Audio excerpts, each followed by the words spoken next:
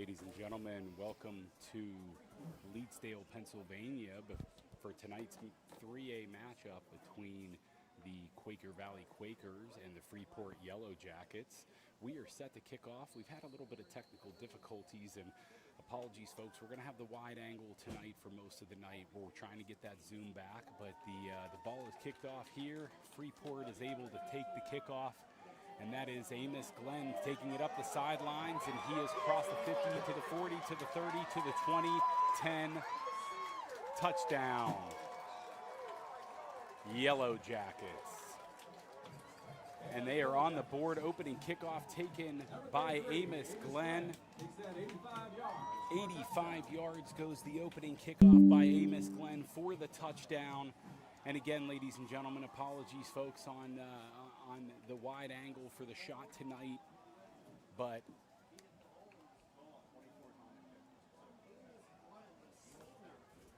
thank you again for tuning in tonight to High Top Sports. I'm Bob Booterbaugh. Alongside me is Jackson Booterbaugh. We're excited to bring you this game tonight between non-conference opponents here in Leedsdale, home of the Quakers. Judah Thompson on to kick.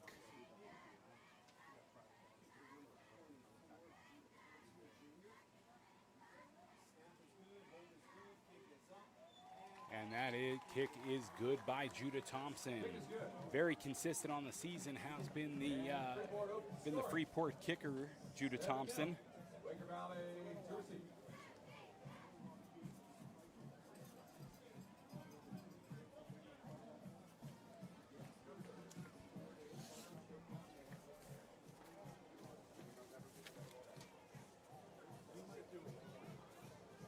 Judah Thompson, the junior kicker for Freeport, was very busy last week in a win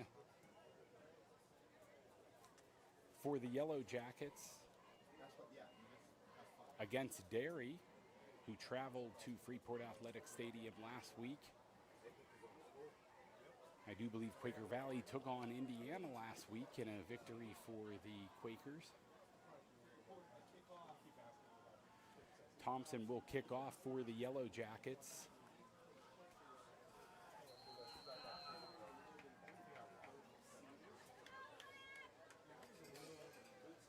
And that kick is going to be fielded by the Quakers inside their own 10-yard line. Number 6 for the Quakers takes that out. Benjamin McHenry. McHenry also the quarterback for the Quakers.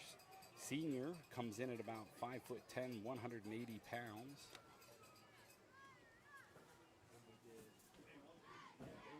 Ball's going to be spotted at the 22-yard line.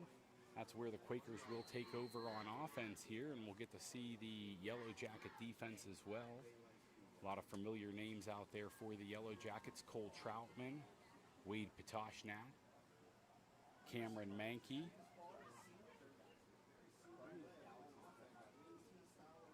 McHenry under center for the Quakers. They've got motion. Hands off to the running. Oh, never mind. Sorry, he holds that ball. David Shipman, rather. The freshman number. And again, we got a little bit of a roster mix-up. Sorry, there. Takes it out to about the 40-yard line. Quaker Valley, first down. Atticus Barr, the carry senior quarterback there for the Quakers.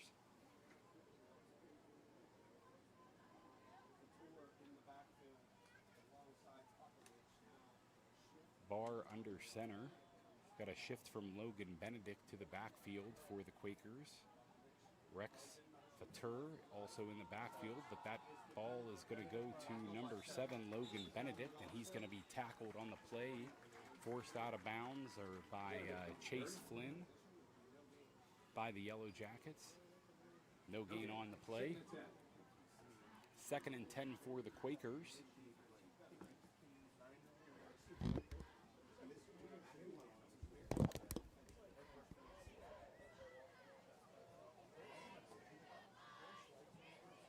folks, I'm sure y'all get the texts coming in from the Freeport faithful later about the camera angles when we get down into the red zone. This is a perfect angle for us now, so let's enjoy it.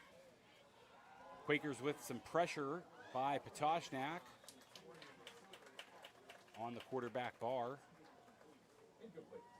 Bar comes up gingerly, but a lot of pressure there from both Patoshnak and Pega. Bryson Pega, nice week last week for the junior outside linebacker. 3rd down and 10 for the Quakers. Ball spotted at the 40-yard line.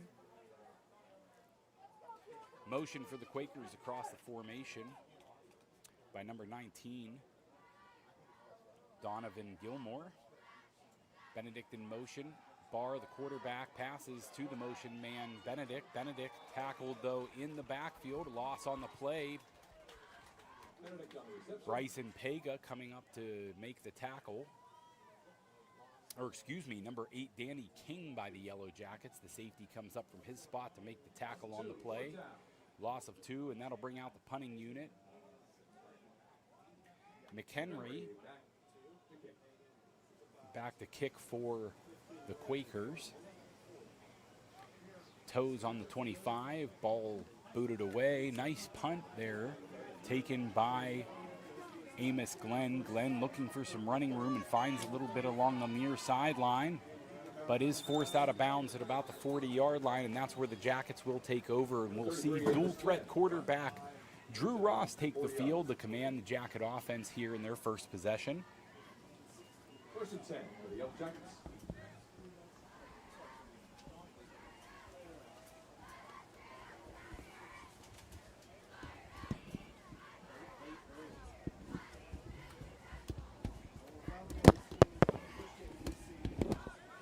Sorry about the all the noise there, folks. I'm going to go ahead and turn my me up a little bit. We're in a crowded press box tonight. One of the reasons why we've got a little bit of trouble with our camera angle and camera working properly. We're not in our home stadium. Amos Glenn with the inside handoff, tackled by a host of Quaker defenders. Number 73 from the Quakers, Josiah Jackson, in on the tackle. Sophomore, comes in at 370 pounds. Quite a load on defense there, anchoring the center of that Quaker defense. 2nd and 10.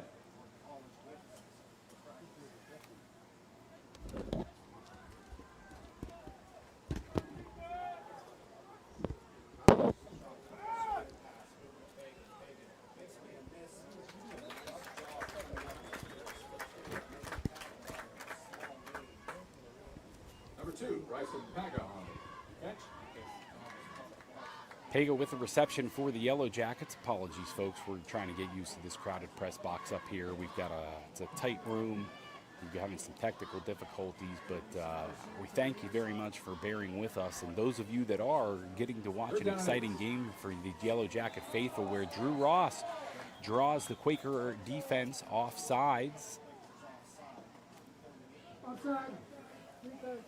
That'll turn a 3rd down and 8 into a 3rd down and 3 for the Yellowjackets. Quite a bit more manageable for quarterback Drew Ross. He likes to run the ball and pass the ball, so certainly has either option available to him, though, on 3rd down and 3. 4 wide receivers set for the Yellowjackets, 2 to each side, with Amos Glenn to the quarterback's left. And it's going to be a quarter-designed run, quarterback keeper by Drew Ross, and he weaves his way through the defense there, but he loses the football, recovered by the Quakers. Ross unable to handle the football, weaving beautifully through the Quaker defenders, but I don't know if somebody got a hand on it, Jackson. Did you see it get poked out there, or did we just see Ross lose the grip there? I think it might have just been when he was getting taken down. You know, one little punch can just knock that ball out. Make all the difference. It did shoot up into the air, so I'm going to give credit to the Quaker defense. Somebody might have got a chop or a hand in there on it. I appreciate Jackson jumping on the mic there with us tonight, too. I know he's been working out a lot of these technical difficulties that we've been having. And I know it's not the perfect angle for the camera tonight. We can't zoom in and give you those great shots and all those catches close up, but we're still going to bring you the best broadcast we can. Quakers here in a run formation, and Chase Flynn, the tackler on the ball carrier. Carrier was Fatur. Rex Fatur is number 0 for the Quakers. Brought down after a short gain, pickup of about a yard on the play. Ball's still spotted at the roughly 27-yard line here. Impressive already with a big return to open the game by Amos Glenn. He is just so dangerous. Why is anybody kicking to him anymore? I ask myself every week. Tur with the handoff again. Number 0 takes it between the tackles. Short pickup. 3rd down and 6 for the Quakers. Ball spotted at the 31-yard line.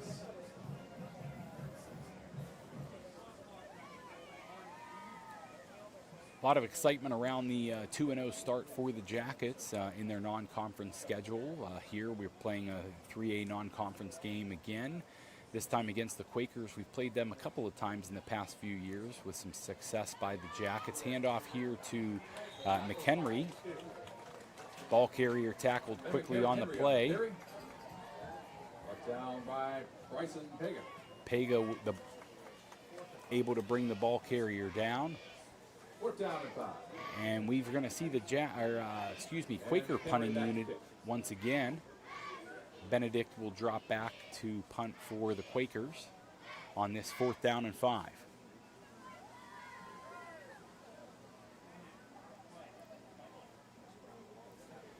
Ball away.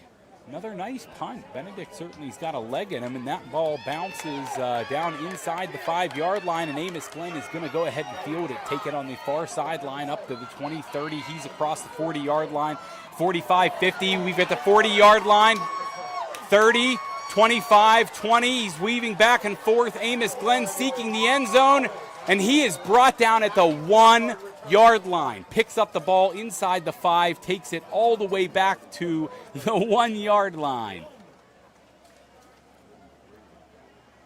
Easily probably 95, maybe 95, 94 yards on the return. Officially 94 yards on the return by Glenn.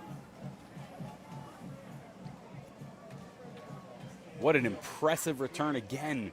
Why would any punting unit or special teams unit go out there and kick to Amos Glenn at this point? We've seen it year after year, game after game. So dangerous in the return game with the ball in the open field. Amos Glenn still out there. We've got running backs to either side of our quarterback in the shotgun formation is Ross. He's got Gaylott with him. Gaylott the lead blocker for Glenn. And after trucking 95 yards down the field, Glenn says, give me a break on that one, coach. Now I tackled at the line of scrimmage, no gain on the play. Actually, maybe a short loss on the play, actually. Ball will be spotted at the 2-yard line.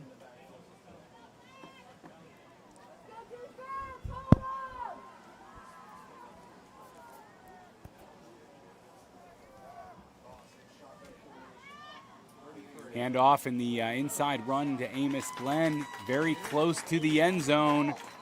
And they are going to say he is... That ball was fumbled near the goal line, recovered by the Quaker Valley defense. Number 5, the quarterback, Tikus Barr, comes away with the football, and Barr is now going to lead the Quakers deep in his own end. Holy crap. Or excuse me, that ball will be brought out to the 20 because of the touchback, obviously.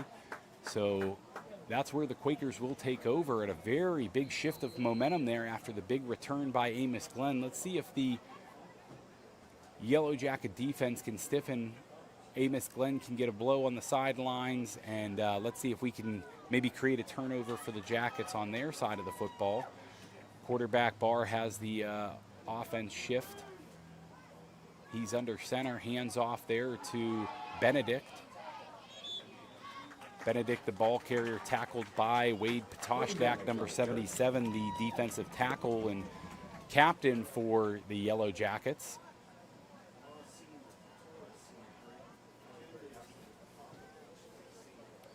Wade already with several tackles tonight. Second and 7 on the 23. That defensive line for the Yellowjackets, a formidable group along that front. As I mentioned, Cole Troutman, Cameron Mankey, Wade Patoshnak. The gentlemen with their hands in the dirt get after the quarterback and create quite a bit of havoc up front there for sure. We get a lot off the edge here for the Yellowjackets as well. We've got some pressure again coming from Cameron Mankey, but the pass is completed for a first down out to Fatur. Rex Fatur, the senior for the Quakers, picks up the first down. First down for the Quakers tonight. Ball spotted at the 35-yard line after the reception. First and 10 on the 35.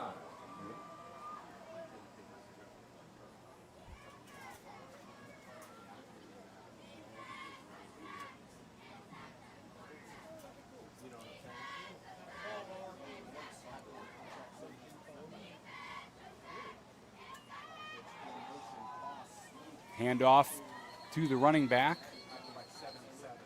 Quite a few tacklers in there for the Yellowjackets, but none more prominent there on that stop than Wade Patoshnak, number 77. I also saw Luke Sellinger in there. Jackson gets on my case for my pronunciation there of Luke's last name. What do I always say? Sellinger. Sellinger? I say it wrong, apparently. All right, and we've got our inside linebackers active tonight too. Dawson Gaylott, Chase Flynn already with several tackles tonight, and inside handoff goes nowhere. Dawson Gaylott along with Cameron Mankey making the tackle, number 52 for the Yellowjackets.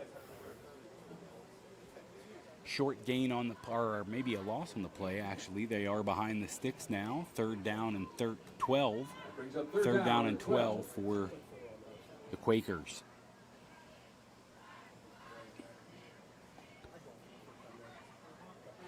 Yellowjackets shot themselves in the foot after the big return by Amos Glenn, trying to hold points off the board, and Amos looking to get another opportunity at that return here. Third down and long, if they can get a stop here, would be certainly Luke Sellinger with some pressure. Hit on the play, and it looks like Danny King is going to have the interception. He does get the hands under the football, able to scoop it before it hits the turf there, and that will be a Jacket football after the turnover. Lots of pressure on the quarterback bar there by the Yellowjackets, forcing the interception. An errant throw. I didn't see a Quaker receiver in the area. Did you, Jackson? Not remotely. No, ball seemed to be, maybe the arm was hit, but pass, an errant throw by Barr, intercepted by Daniel King. Danny King, I believe his first interception of the season. And the Jackets will take over at the 42-yard line. Quarterback Ross has his buddy Glenn in to his right. He hands off to Glenn up over the 40 to about the 44-yard line. Bob, that nose tackle is humongous. 6 foot, 370 pounds. Absolute That's load going to be up front. That's going to be a difficulty for load up front. He's been in, and he moves well for 370 pounds. I mean, he's getting around the line for sure. Oh, for sure. Gets around very well. He's going to cause problems up there for Cameron Mankey in at center tonight. Or is that, Cameron Mankey taking snaps for the Yellowjackets. Pega looks like he picks up first down yardage for the Yellowjackets, fighting near the sticks, and they're going to move him. Pega picks up the first down. Nice pickup by the Yellowjackets there on second. Was that third down? Apologies, folks. As I get older, I think I told the viewing audience we've got a birthday coming up, and as I get older, the memory is not quite as good. Short term doesn't convert to long term quite as fast as it used to. We've got a 4 wide receiver set for our quarterback Ross, who's got a shotgun or a sidecar to his left in Glenn, who he hands off to, takes it up the middle, and he's got a nice pickup there. on first down. We've got whistles, though. I don't know if we've got flags before the snap. I believe that might be during the play. Not Got a sure, bit but of- regardless, I feel like this Freeport O-line's kind of making work of the D-line, of that Quaker D-line now, finally being able to find a way to move them around to the right sides and open up those holes well. Absolutely. I mean, we've been impressed through 2 games for sure with the Yellow Jacket offensive line. You know, I've in particular been very impressed with the right side of the offensive line. We know about the accolades that we've received on the left side from Wade Patoshnak and Cole Troutman getting a lot of preseason honors. Cameron Mankey taking over at center after that first game and switching with Carter Kemp. Kemp moving over to guard on that right side, and I like that. Like I said, I've been very impressed with both Kemp and Avery Westendorf on the right side in that second game and through almost 1 quarter of play tonight. Completion to Owen Niestein. Niestein with the reception. Yellow Jackets can get a first down without getting a touchdown. The ball is spotted at the 6-yard line, but it's 2nd down and 4. 2nd and 4.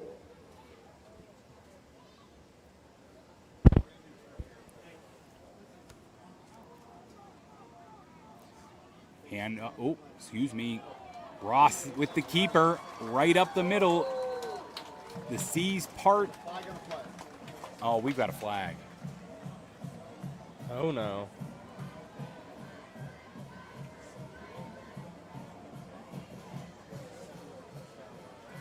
Might have a hold on the outside, maybe. Quarterback number 11 on the keep, Drew Ross. Officials are going over to the Yellow Jacket sideline to talk first, maybe explain to Gaylott what had happened. That to me says maybe a defensive penalty, and they get to decide whether or not to do this on the extra point. Touchdown. Penalty will be a kickoff. Penalty is going to be assessed on the kickoff. There was a face mask on the touchdown. The 6 points for the Yellow Jackets are good. Puts the Yellow Jackets out in front 13-0 right now, pending the Judah Thompson extra point. Pega to hold. Bryson Pega with the hold. Thompson puts it through the uprights. Kick is good.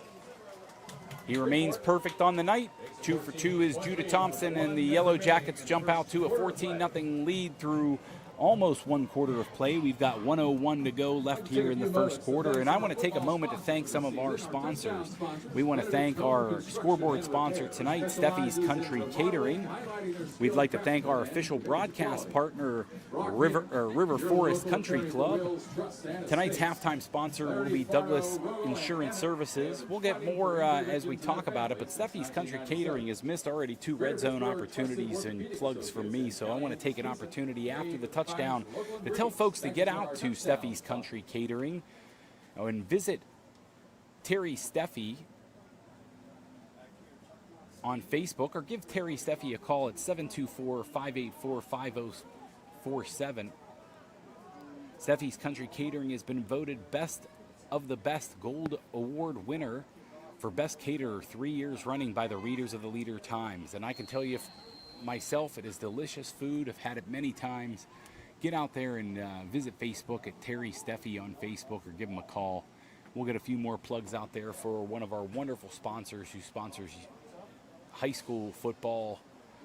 Kickoff's going to go through the end zone from Judah Thompson. The penalty put that kickoff at the 50-yard line, and as we know, Thompson will boot that one through easily. That's Quakers will take over at the 20-yard line here, trailing by 2 scores before in the first quarter. Ambridge Shipping Center, your local, friendly, convenient, and fast location for all your shipping and business needs. Inca Brands Inc. Turn cold to cozy. We're excited to see Mike Jordan, encouraging young athletes and entrepreneurs. more from the dual-threat quarterback, Drew Ross. Already his first touchdown tonight. He and Glenn just absolutely putting points on the board, you know, going after some scoring, maybe even some scoring records for the Yellow Jackets, potentially with as many touchdowns as they've been putting on the board through 3 weeks. And we want to see that success continue. Handoff here goes to Benedict, and he gets first down yardage for the Quakers, chased out of bounds by Dawson Gaylott. Down the run.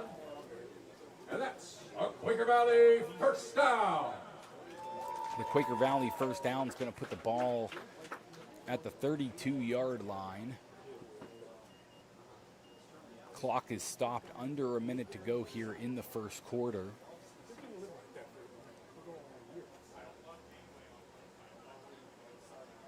Quaker Valley comes out in a 2 wide receiver set, motions back to the formation, both of the tight ends into like a very bunch formation here. Nobody split out wide for Quaker Valley, and the handoff goes to number 6, McHenry for Quaker Valley, tackled on the play by Bryson Pega. 5-yard gain on the play for the Quakers. Yellowjacket defense has been flawless tonight, not allowing any scores, but a little bit of momentum here with a nice run by the Quakers. Looking to get something going here. Clock continues to run. They do not have to snap the football here, but they will, trailing by 2 scores. Want to see if they can get some extra plays off. The motion, McHenry motions in the backfield. Handoff goes to Fatur, and he gets close to first down yardage, does pick up a first down for Quaker Valley. They're going to spot that ball at the 44-yard line. That will be the last play of the first quarter as the clock continues to run here. And let's give an opportunity to once again thank Steffi's Country Catering and give them their proper Quaker Valley quarterbacks would also like to thank Caliente's Pizza for providing the team meals for their away games. Not all tree and landscaping services are created equal. The job isn't as cut and dry as you might think. Whether it's removing that ginormous oak tree that's leaning too close to your garage, or creating and maintaining the kind of landscaping around your property that can make you proud. Count on Arborform, or Tree and Landscape. No job is too big or too small for Arborform expert team to tackle. Find Arborform Tree and Landscaping on Facebook at facebook.com/Arborform or call 724-599-8704. Again, that's 724-599-8704. Arborform Tree and Landscaping LLC, fully licensed and insured. Thank you, Arborform Tree and Landscape, one of our another great sponsor for us. Give them a call for all your tree and landscape service needs. Arborform Tree and Landscape. Do you know what Arbor Day is there, Jackson? Arbor Day is basically Tree Day. Arbor Day is a day where you celebrate trees, and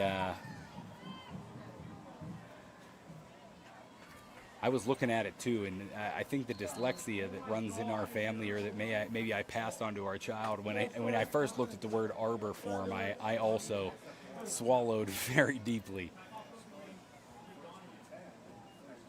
I made Jackson read that one too on the fly. He pointed at me, I pointed right back at him. Thank you, Jackson, for reading that for us. And thank you, Arborform, again, one of our great tree and landscape, one of our great sponsors. I'm sure we provide comedy to the folks listening at home. I'm sure that they're laughing at the follies and the fool of myself I make on every Friday night for the local listening audience. Most likely.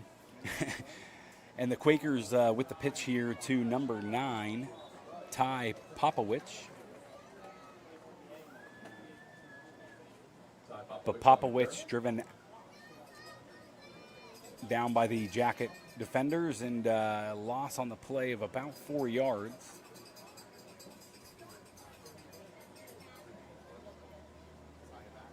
It's going to be a second down and about 14.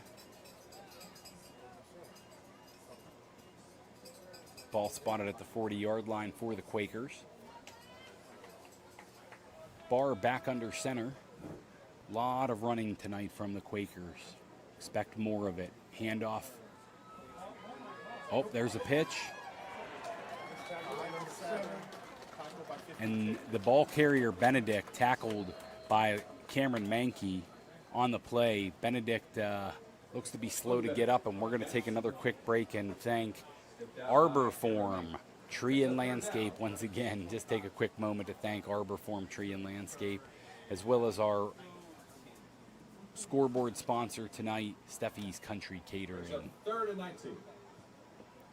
Third down and 19 for the Quakers. They're moving in the wrong direction here in the second quarter. 11:06 as the clock winds. 14-0 score with the Jackets out in front. Barr breaks the huddle.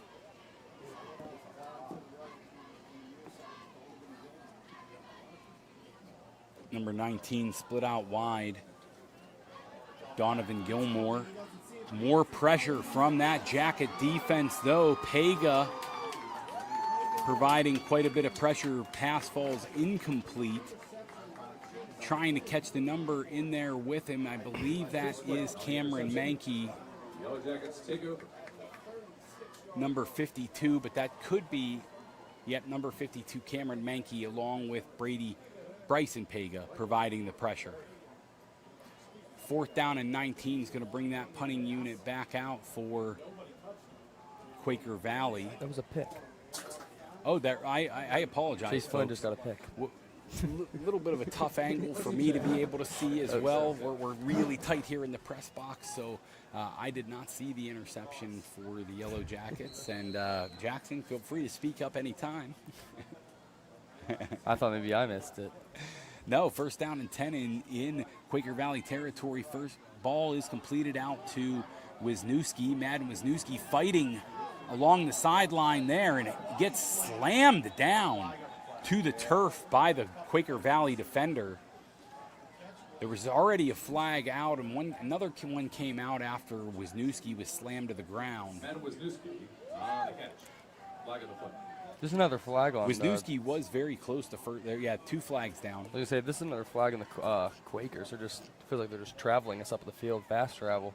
Have like spent a lot of coin on this. Yeah, they have certainly fast-tracked the Yellow Jacket offense this evening with a couple of personal fouls or face mask penalties. The touchdown one certainly didn't hurt, waved off by the Yellow Jackets, but there was another 15-yard penalty that aided the Yellow Jackets on their last scoring drive.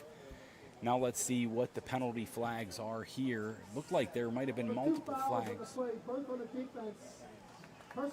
Both against the Quakers. Face mask, half the distance to the goal, and a dead ball foul. I do believe one of those penalties would be waived off. They will apply a half the distance to the goal.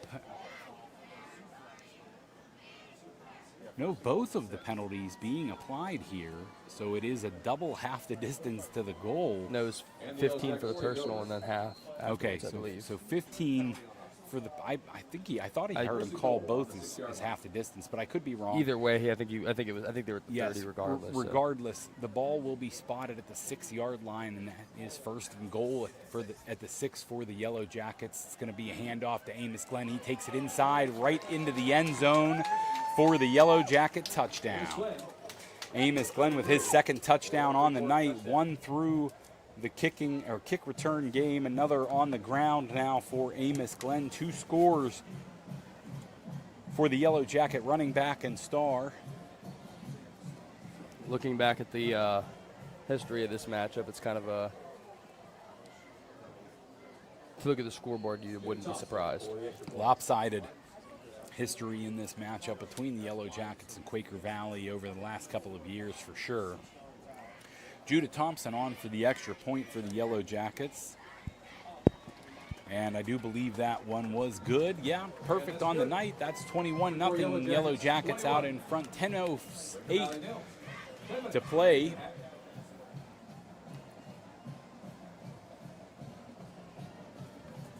Following that touchdown, let's give an opportunity to once again give a read to Stakeout Cheesesteaks. Bigger is better, and Stakeout Cheesesteaks optimizes that with one of their one-of-a-kind cheesesteak sandwiches.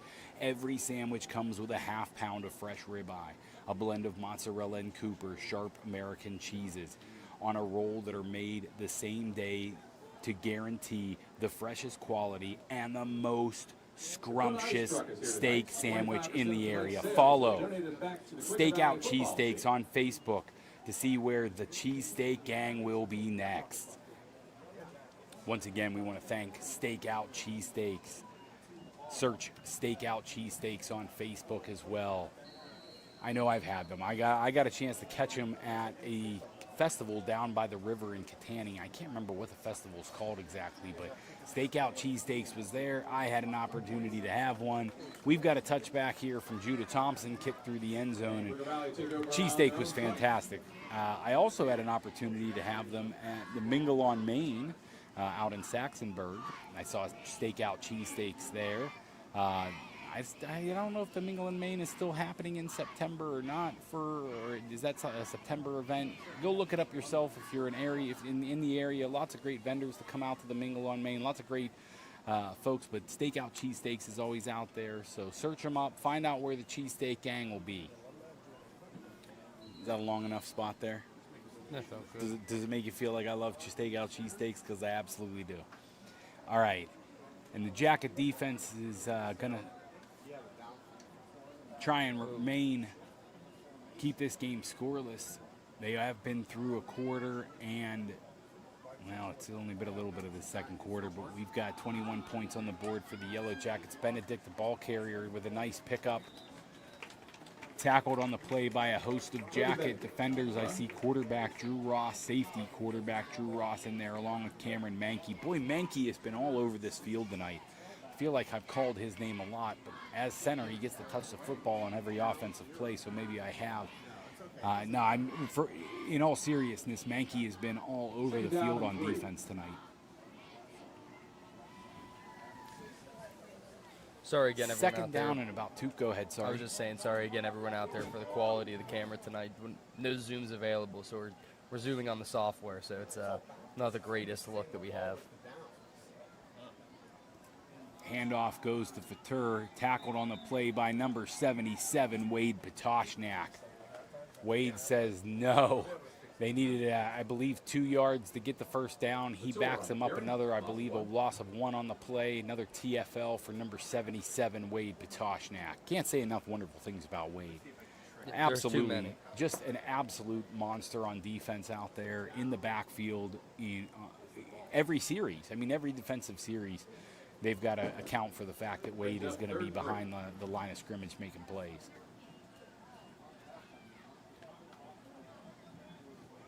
Barr, the quarterback for Quaker Valley, back under center. He's got a couple, one wide receiver split out wide. Fatur behind him, and he pitches. Fatur tackled quickly on the play, does not get back to the line of scrimmage. In there quickly on the play, I believe, might have been Luke Sellinger. Was it Luke Sellinger in there on the play? Sellinger, but I believe so, either him or Wade. We're also a little further back in this press box, not to beat up on the Quakers at all, but just a very, very difficult broadcast for us this evening, and I appreciate those who are sticking with us.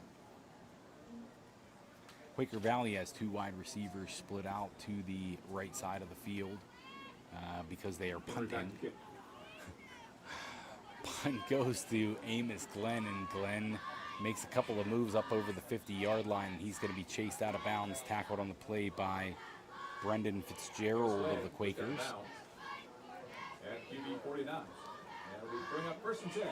Ball's going to be spotted at the 49-yard line of the Quakers. 48-yard line of the Quakers. So the Jacket offense will have an opportunity to take over already in Quaker territory, leading by 3 scores. Flynn and Pega split out to the left, 2 wide receivers to the right. Sidecar and the running back to the right as well. We motion across the formation with Neaston, and he passes out to Pega with a quick hitting pass there, but he's going to lose about 4 on the play. Tackled at the Jacket 48-yard line. And that was sniffed out quickly by the Quaker Valley defense there. Loss of 3 rather on the play. Second down and 13. Brings up 2nd and 13.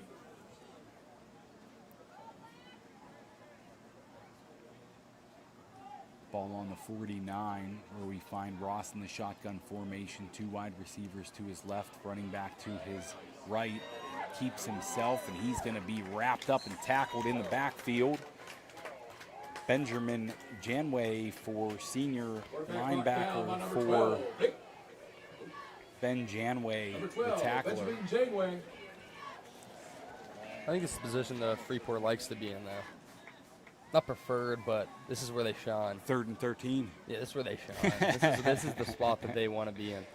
Giving him the rope-a-dope here on a 3rd down and 13, says Jackson. 2 wide receivers to the short side of the field. We've got 1 wide receiver to the wide side in Wisniewski. Shotgun snap. Drops back, and he finds Amos Glenn, who's got some room to run. He's up over the 50, up over the 40, he's up over the 30. And we've got, looks like Carter Kemp trying to push the pile. Pushing the pile a little bit, trying to pick up a few extra yards with Amos Glenn, but he's going to be brought down inside the 30-yard line. Nice pickup on the screen play by the Yellowjackets. Him versus 4 black shirts out there trying to push the pile against. Well, I will say, I mean, it.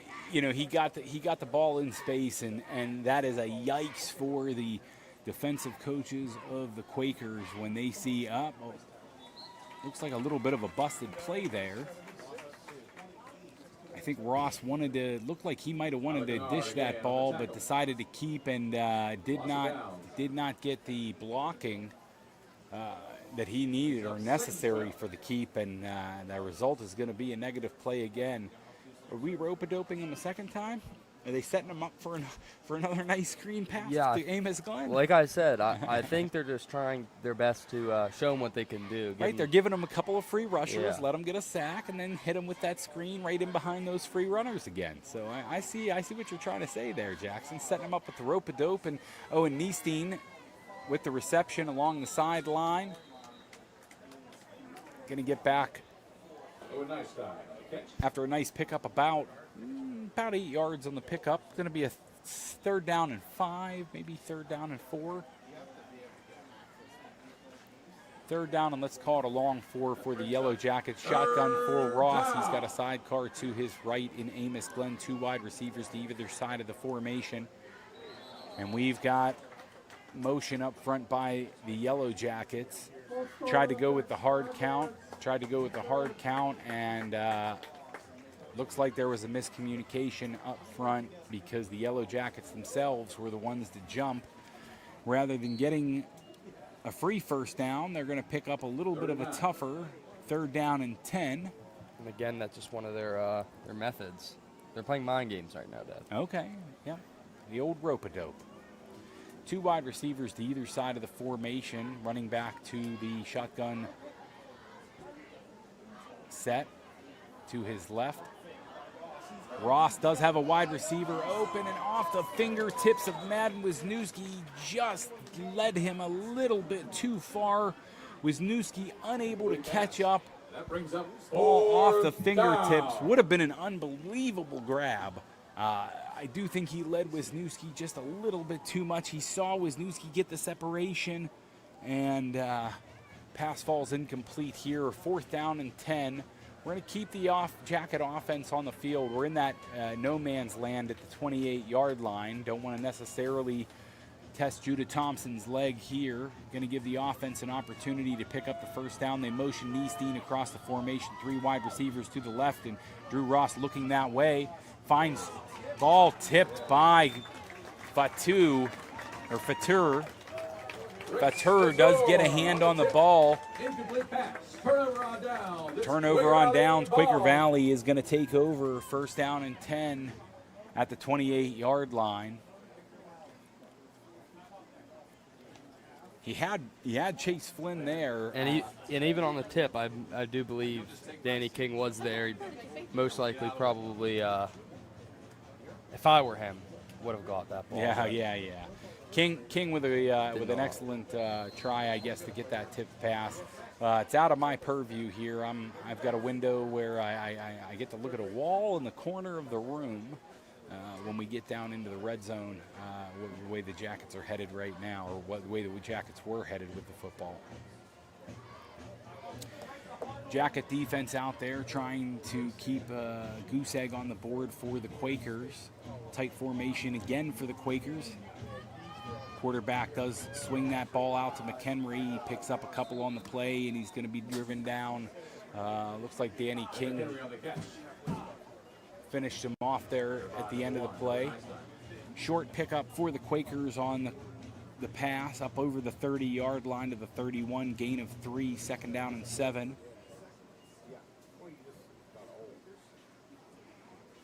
Bring up 2nd and 8. The ball carrier was held up, I believe, by Owen Niestein out there, and if I'm not mistaken, Anthony O'Donnell maybe also in on that tackle before Danny King came in to finish it off.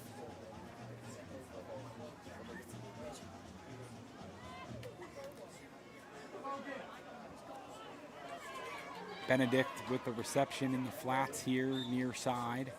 Brought down on the play by Gaylott, along with King and Ross, the safeties coming up to make the tackle as well. Close to 1st down yardage. 3rd down and about 2. No, excuse me, 3rd down and a yard. Nice pickup there by the running back. They keep that tight formation, but they're dropping some passes into the flats now, trying to get that Jacket defense to widen out. They've got a lot of players in the box. You know, they come out with that tight running formation. The Jackets fill the box. They're trying to widen them out here by hitting plays to either side. Looks like we've got a defense offsides on the Jacket defense. That's going to give a free 1st down to Quaker Valley. 2 minutes, 43 seconds here to go in the 1st half. Jackson, bring up that list of sponsors for me to peek at once more. I want to give a shout out to our upcoming our halftime sponsor. We've got the bands I can see already getting out of their seats and getting ready to set up the sections. That's going to be Douglas Insurance Agency. They're going to be our halftime sponsor. We'll give them a read here when the halftime whistle sounds. But Douglas Insurance are a proud sponsor here at High Top Sports. Barr back under center, again tight formation for the Quakers. Fatur behind him they're going to look a little deeper down the field.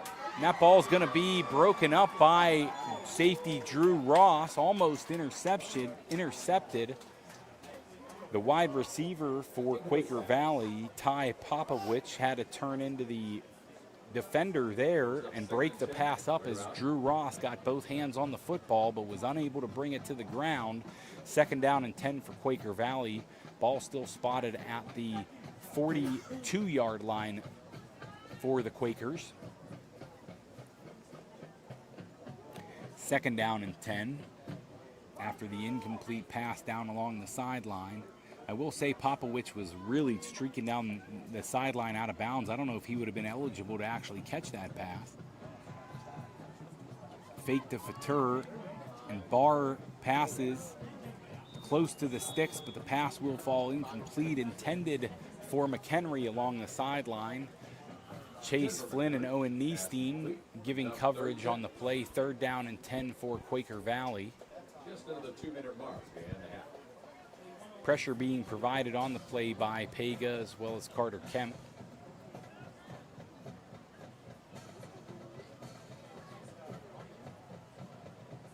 I haven't said his name a lot tonight, Jackson, but you know, that's only because he hasn't gotten there, but he's provided a lot of pressure and a lot of QB hurries when they've gone to the pass formations. It's Cole Troutman tonight.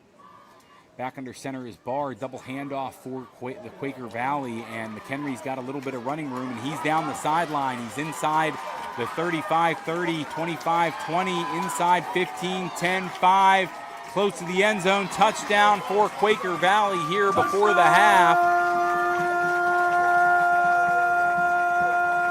Benjamin McHenry is able to get some running room down the near sideline, breaks it inside, and finds pay dirt for 6 points for Quaker Valley before the half. 1:39 to go here in the 2nd quarter, and Quaker Valley able to get on the board. Quaker Valley now brings out the kicking unit. Benedict the holder, McHenry the kicker.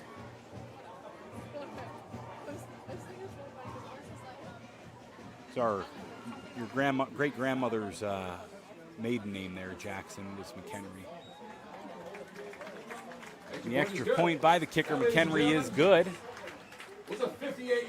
She was a woman named Goldie Ann McHenry before she met a gentleman named Robert Watson Booterbaugh. And that's the story of two of your great-grandparents there. So familiar with that McHenry last name. Giving everybody a little bit of a history lesson there as we watch the Yellowjackets and Quaker Valley battling to a 21-7 score. Haven't had an opportunity to thank our Red Zone sponsor, Steffi's Country Catering. We keep getting a lot of plays where pay dirt's being hit. We've had a 90-plus or 85-yard kickoff return by Amos Glenn. We've seen now a really big score from the, 42, 50, 58-yard touchdown reception by McHenry. So a lot of big plays in this game so far, both in the return game and now the running game for the Quakers starting to heat up. McHenry kicks the ball short, away. Neesteen fields that ball and takes it up over the 30 to the 35. Neesteen's going to be tackled there at the 36, maybe 37-yard line. Nice return again by the Yellowjackets. But they know how dangerous Amos Glenn is. He came up behind Neesteen begging for that football, wanted to see him lateral that ball back, begging for that football. You know, I think Amos Glenn might see the holes open up a little bit differently than the rest of us. You know, he sees those second and third level defenders. He sees, you know, plays a few moves ahead. And I think he saw the C's opening up to the left of where Neesteen was running. Neesteen got there, but tackled right around the 37-yard line here. On their own 37. We see Drew Ross in the shotgun formation. He's got the running back to his left, two wide receivers to each side of the formation.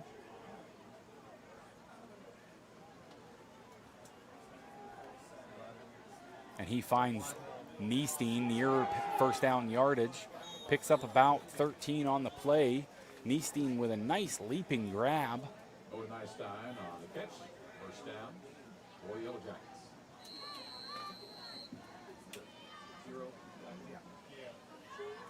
Patur on the tackle.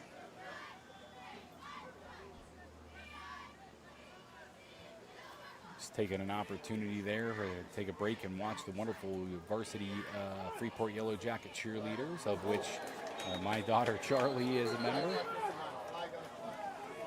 We see a flag from, again another flag against the Quaker defense here. I think we're going to see either a personal foul or a face mask penalty. 15-yard variety it appeared to be as Drew Ross was brought down on the play. Number one was the tackler, I believe, Brendan Fitzgerald.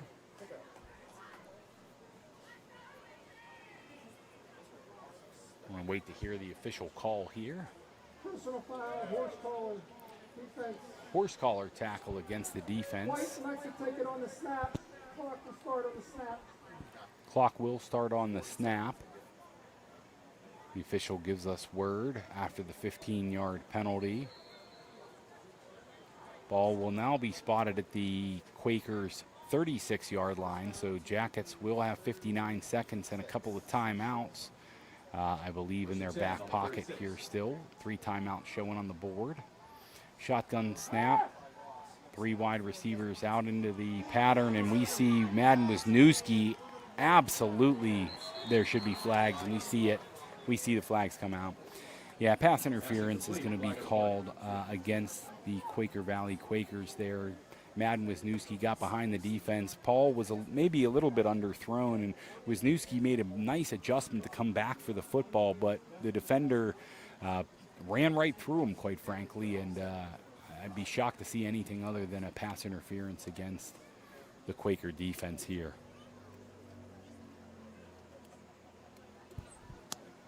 There's waiting. 2 fouls on the team, on the Two play. fouls, actually. 2 fouls on the play, 1 on defense, 1 on offense. Offensive holding.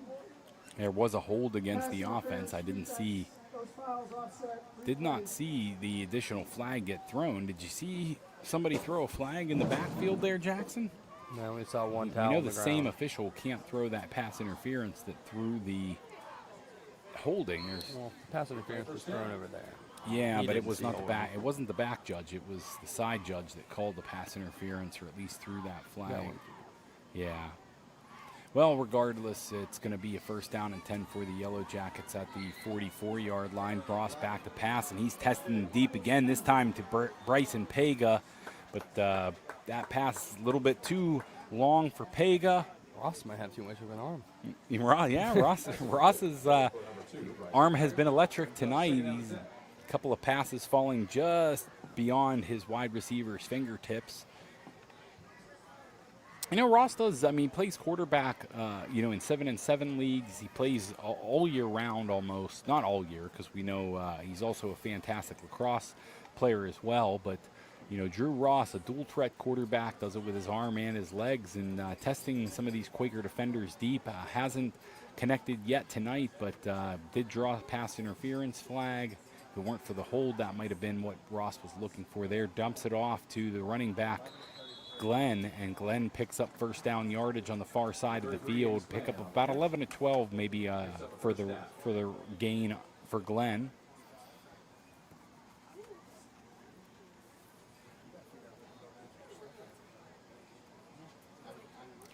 Yellow Jacket offense moving the football very nicely tonight. First and 10 on the 25. Ross, I know, would like to connect on a few more passes here to try and put a few points on the board before the half. 37 seconds to go here in the half. Ross out to his left. Doesn't find anybody open, and he's going to throw it short to Danny King. Danny King breaks free, though, and he's down the sideline, close to the 5-yard line. Inside the 5-yard line goes Danny King.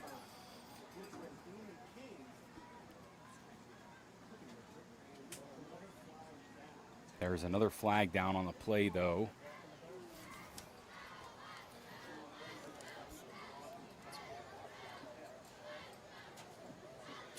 Let's see what the penalty is. Danny King, I believe the ball was spotted inside the 5-yard line, but the penalty looks like it's going to come against the Yellowjackets. It's going to be a block in the back. That's going to be a 10-yard penalty against the Yellowjackets. I did not see the block in the back, but when somebody breaks free along the sideline, as Danny King did, that's where you're going to see sometimes that person coming over there to spring them along the sideline. Often maybe has hits more of the numbers than not, and draws that flag. So shotgun formation here again. 3 wide receivers to the right side. Right side is the running back to the shotgun formation, and a beautiful grab by Owen Niestein inside the 10-yard line for the Yellowjackets. He's brought down, but a wonderful leaping grab by going up in the air, climbing the ladder to make that grab was Owen Niestein. Timeout White. That's the first timeout of the half. Yeah, these balls have Timeout on the field. These balls, unfortunately, from Drew Ross have pretty much all of them so far this first half have been thrown a little bit off. Some of those are the longer one to Madden in the end zone, and then a short again to Madden, and that one a little high, but Niestein able to come down with it luckily, and just see if this arm can get a little bit more on spot coming into the second half. Shouldn't have much issue remaining in this game where they will need to throw. I'm kind of just trying to pressure this extra points here, but obviously afterward, when you're up by that much, it's kind of just a run game from Yeah, there. I do expect right That's now, at least for the time being, for the Yellowjackets to keep the gas pedal down, try and get more points on the board here before the half. And Drew Ross, as you mentioned, has not had, I think, maybe a perfect night tonight. A little bit few more incompletions than he would like. And you're right. Owen Niestein has bailed him out on 2 beautiful catches now where Owen has kind of climbed the ladder. This one, the most recent, really getting up there to make the grab. But yeah, Ross's passes have sailed a little bit tonight. Let's see if he can maybe fix that for the second half. I mean, but it's not all his fault. They are hitting the hands of the receivers, to be fair. So I mean, well, yeah. So it's not completely his fault, of course. Yeah, but yeah. he makes up for it on the ground, and see if he can. And there you go. Quick slam pass in the end zone. I Right believe in the that pocket to. where he needed to Is that throw it. Pega that made the grab, or is that Niestein out there? I can't see. Number 1 or number 2. Bryson Pega with the reception on the quick slant from quarterback Drew Ross. That's another 6 points for the Yellowjackets, and another opportunity for Judah Thompson to come out for the extra point. I cannot see that end zone at all. Jackson, you're going to have to make the call here. Judah Thompson, 2 steps back, 2 steps to the side, up, and it is good. Another good kick from Judah Thompson for the Freeport Yellowjackets. Yeah, he remains perfect tonight. 4 for 4, 28-7 is the score. 7 seconds remains in the first half. For extra points. No, he missed one in the first game against Indiana. Yeah, he had That's one. week 0. No, Don't count. He might even have missed one last week too. Don't count. He I didn't know. miss one I last do week, that's for recall. dang I sure. know. I definitely recall there being a time where I said the extra point was good, and then the point never went on the board, and I was like, well, I guess I was wrong. So, Well, maybe. it happens often. All right, Either way, ladies and Drew made us gentlemen. eat our words there. Yeah, Drew certainly very on target with that pass, hitting Pega right in the breadbasket. He couldn't have been more accurate with that pass. Did not sail it, did not miss his receiver that time at all. And we've said it, through 3 games, we must have used the term, I think, dual threat quarterback. I'm going to have to go get a thesaurus and see if there's a specific synonym or for dual threat quarterback, because I can't say it enough times about Drew Ross. He does it with his arm, he does it with his legs, and it's exciting thinking about what the Yellowjackets have in front of them come section and conference play. And Judah Thompson's kickoff looked like he wanted to squib it. It came off one of the up defenders on the special teams unit on the receiving team. Number 76 there, Chris Brown, the senior, recovered the kickoff for Quaker Valley. Got tattooed with that one. Yeah, Judah Thompson. I can't believe he recovered that. Yeah, he kicked that. He tattooed that football off that off of Chris Brown. Playing that exact position on the kick return before, I know I would be shivering if a ball came directly at me. Like that. I always loved. We had this play in high school where if the up men on that return team turned their backs too quickly, the kicker could do a quick stutter step and try and squib it off their back, and if they turned their backs too quickly, and I believe we've done it a few times in high school. I don't remember, maybe Nick Lukovich, Josh Early pulled that one. Victory formation for Quaker Valley to end the first half here, and we're going to enter the second half where Douglas Insurance Services is our halftime sponsor. We're going to get to hear some of that halftime entertainment. As you know, we'll put those microphones out and give us an opportunity to hear those bands. But first, let's give a quick read for Douglas Insurance, our halftime sponsor. If we could get the Douglas Insurance read up there. Located in Sarver, Douglas Insurance Services is an independent insurance. I'm sorry, guys. I have trouble with these computers sometimes.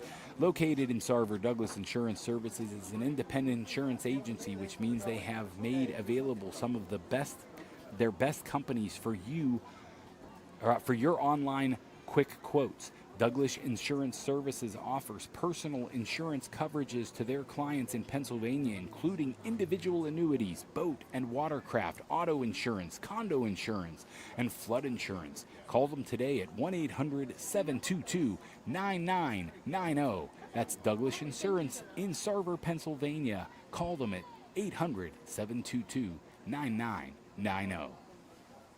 Thanks again to Douglas Insurance Services, our halftime sponsor. We're going to get those headphones out the window. We're going to take a quick break, and we hope to have you back here for the second half. Score is 28-0. Freeport out in front of those Quaker Valley Quakers.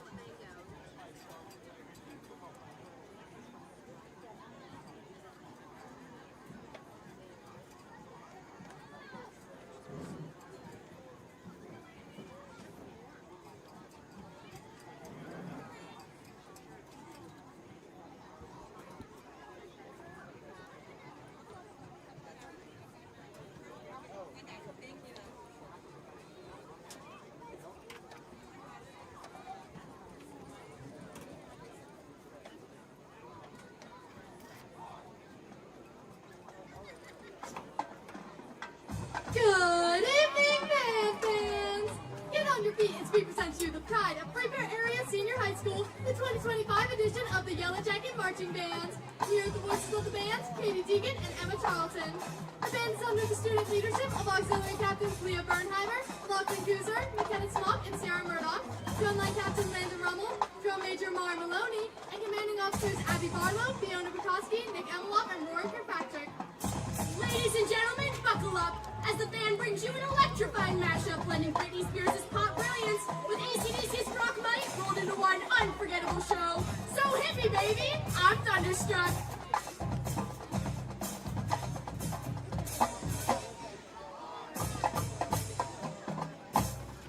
First, the band will make you feel the pop perfection of those three notes that launched Britney Spears into superstardom. Then, brace for the rock thunder that makes AC/DC shake stadiums to their core as the band performs Hit Me Baby One More Time and Thunderstruck.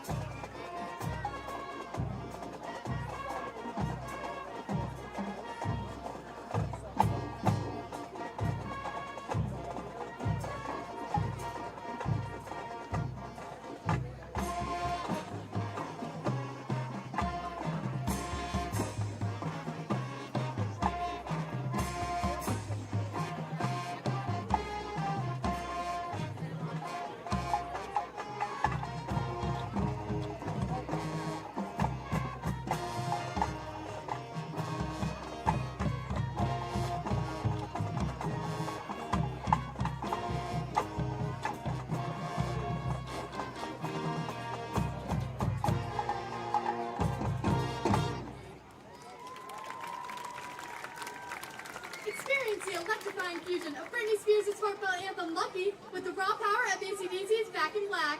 This unexpected mashup delivers a thrilling blend of pop vulnerability and rock intensity, creating a sound that's both nostalgic and refreshingly bold. Get ready to feel the beat drop and the rock riff soar in this unforgettable musical crossover as Lucky meets Back in Black.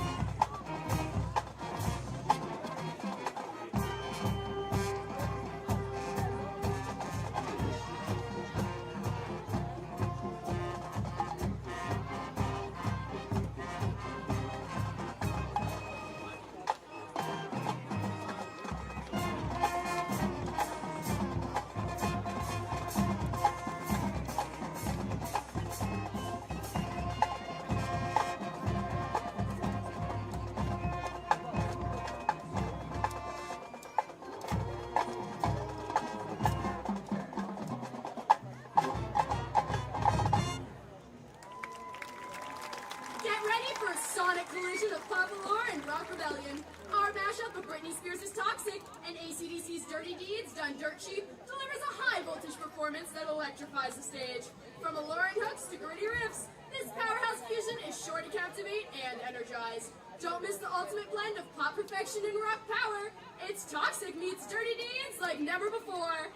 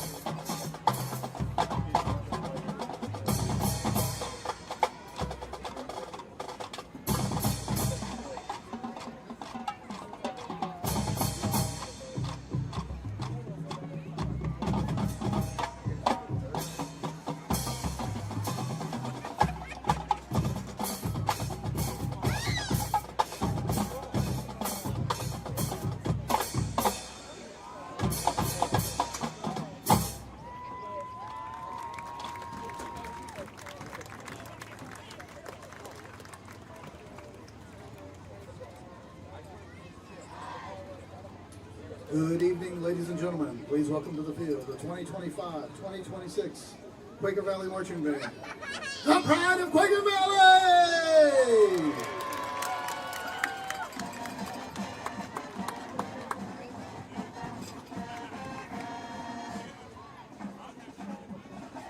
The band is led tonight by Drum Major Olivia Galuzzo, Captains Gina Caffarelli, Evan James, Rachel Lee, and Joelle Heritage. Drumline Captain Charlotte Liao and Assistant Drumline Captain Amelia Pound. Guard Captain Gwen Taylor. The Quaker Valley Marching Band is proud to present the music of Shrek. Our show starts with a song released in 1999. It was featured in the movie in 2001. Recorded by the band Smash Mouth, this is All Star. Olivia, is your band ready? Then take it away.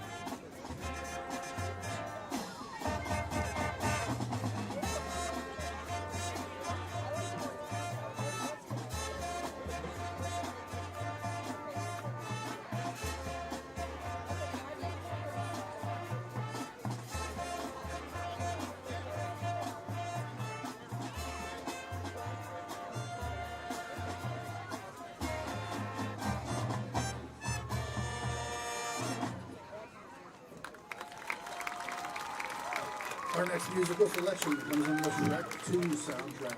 Recorded by Counting Crows, this is Accidentally in Love.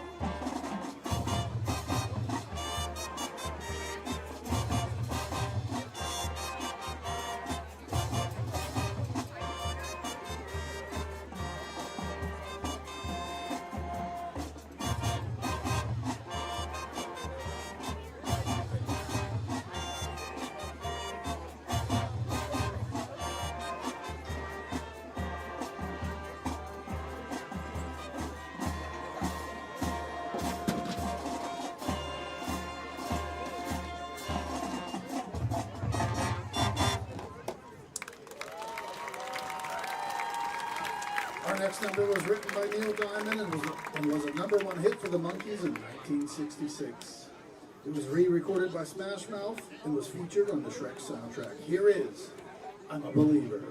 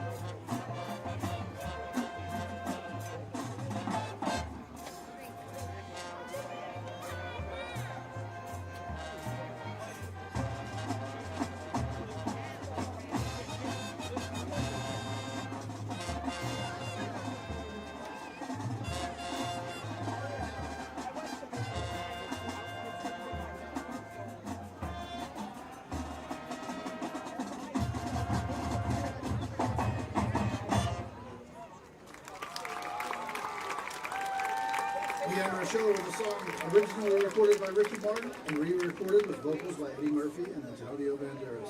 From the Shrek 2 soundtrack, here is Livin' La Vida Loca.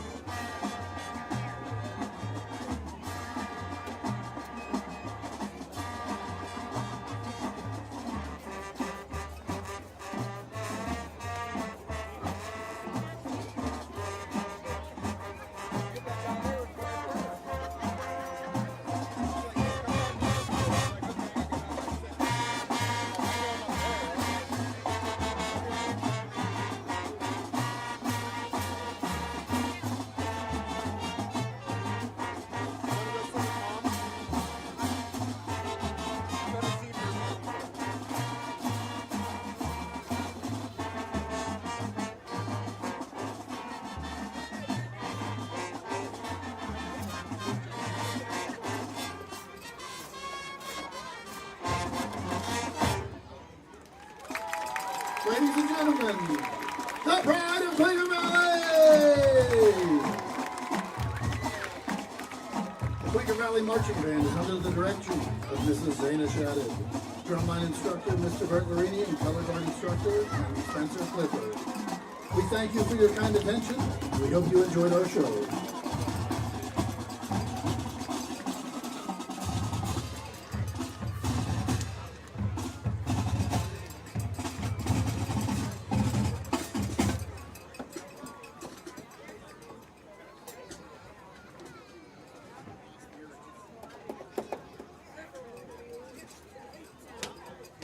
Who's singing the 50-50 number? You? Sorry, I did these speakers. If you bought a 50/50 or raffle ticket, now's the time to pull the ticket out. 50/50 number winner 4762511. Once again, 4762511.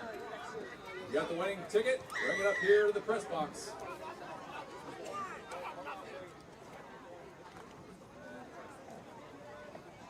Also recovered a lost pair of earrings. You have lost a pair of earrings and can describe them. Out in the press box, we'll deliver them to you. Ladies and gentlemen, we are back for the second half here. We've got a little bit of time still before we'll see kickoffs, but wanted to just give a couple of quick updates or recaps from the first half. We saw multiple touchdowns scored by the Jackets. Count them 4 on the board for the Jackets. Touchdown scored by 2 by Amos Glenn, one by way of an 85-yard kickoff return for a touchdown, another on the ground. Just before the half, we saw Drew Ross hit Bryson Pega for a short touchdown to make the score 28-7.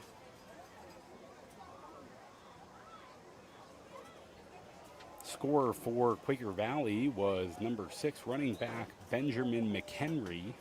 Saw a very long touchdown run for McHenry in that first half, second quarter touchdown to be more accurate.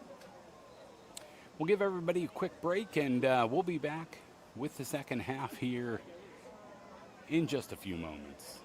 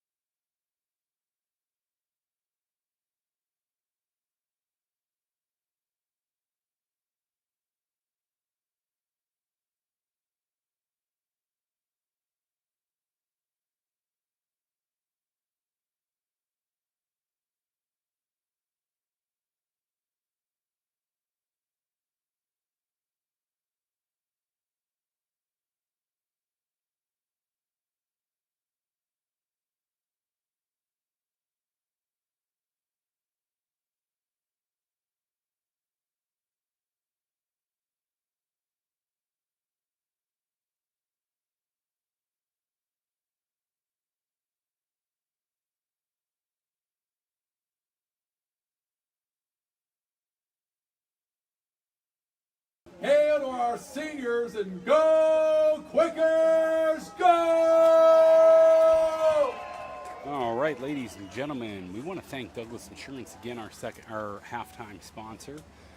We also want to thank Armstrong Indoor Athletics. Armstrong Indoor Athletics is located at 138 South Grant Avenue in downtown Katanning.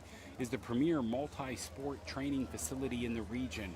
The newly added turf field can accommodate practices and training for most every sport, including soccer, lacrosse, football, and more. It's not too early to get your baseball, softball, and soccer teams registered for winter team memberships. Desired times are filling up quickly and are awarded on a first-come, first-served basis. Be sure to visit Armstrong Indoor Athletics online at aia.team or call them at 724-599-9761 for more information today.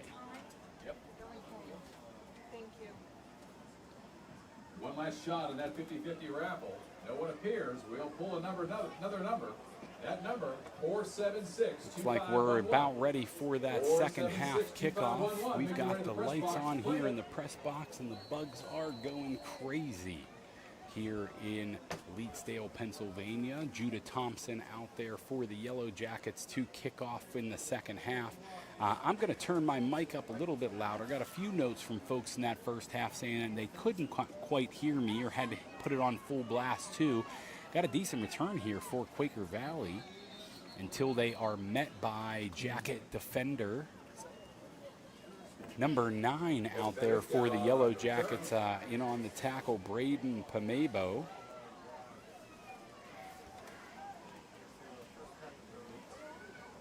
Quaker Valley, first and 10. On about their own 30. Out to the 30-yard line is where Quaker Valley will begin this drive here to open the second half. Jacket defense giving up 6 points or 7 points. Most they've given up in a game so far this year, Jackson. I believe they had the shutout against Indiana. We saw only 6 points scored last week by Derry, and now 7 by Quaker Valley is the most the Jacket defense has given up so far. Ball carrier is Benedict. He is brought down on the play by the Yellow Jacket defense. I do see Danny King in there on the tackle. I believe Luke Sellinger also in on the tackle.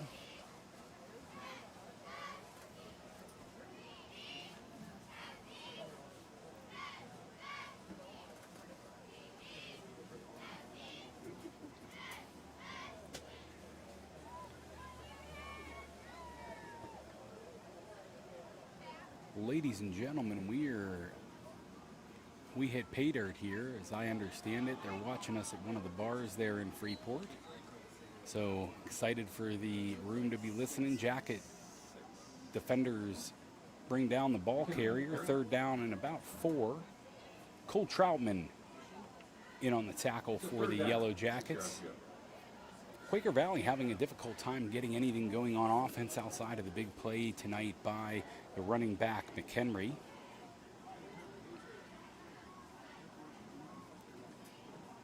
Offensive design has not really, the scheme has not worked well against this Yellow Jacket defense as they've loaded the box against these tight formations from the Quaker Valley offense. Quarterback Barr back under center's got some motion. He sees the handoff to Benedict, and he's met in the backfield by a couple of Jacket defenders. Luke Sellinger, one of them. Wade Batoshnak, another. And I believe Cameron Mankey peeling himself off the bottom of that pile as well. Another TFL and another 4th down and long for the Quaker Valley Quakers. And we've got Amos Glenn with his heels on the 30-yard line in Jacket territory, ready to receive the punt from McHenry. McHenry should smartly kick the ball out of bounds, and he does not. Delivers a bit of a line drive punt. Ball's picked up by Glenn, and we see a couple of flags out on the play. This is going to be coming back, folks. I hate to tell you, it looks like Amos Glenn's probably going to hit pay dirt again, and it's going to come back. Amos Glenn in for the touchdown, and a couple of flags on the field. I saw one of the officials search at his pocket, Jackson, for a flag before. Looking for any way to stop the big Amos Glenn. On the initial block at the point of attack there for Quaker Valley, they're calling it blocking. It wasn't. 10 yards first. Yeah, the block in the back it's a bad call.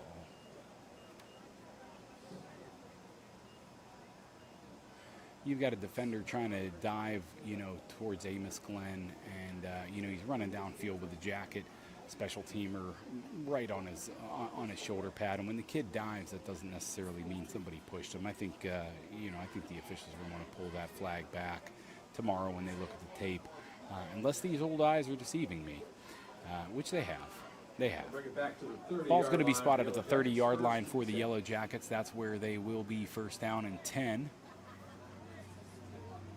As they begin their first offensive series of the second half here. They will do so with the quarterback, Drew Ross, in the shotgun formation, 2 running backs to either side, Dawson and Glenn. He's going to hand off there. Actually, Braden Pamebo, the other running back there in the backfield with him, and Pamebo picks up a nice chunk of yardage on first down. Looks like it's going to be about a 4-yard pickup for Pamebo. The underclassman, Pamebo, getting an opportunity here, junior running back. 2nd and 6. Looks to be potentially the future there of Freeport, great Freeport tailbacks. Pamebo certainly has some moves himself, blocked obviously by fantastic senior Amos Glenn. Pamebo with the handoff, and as I mentioned, he's got a few moves, gets a face mask as he picks up first down yardage, but no flag on the play.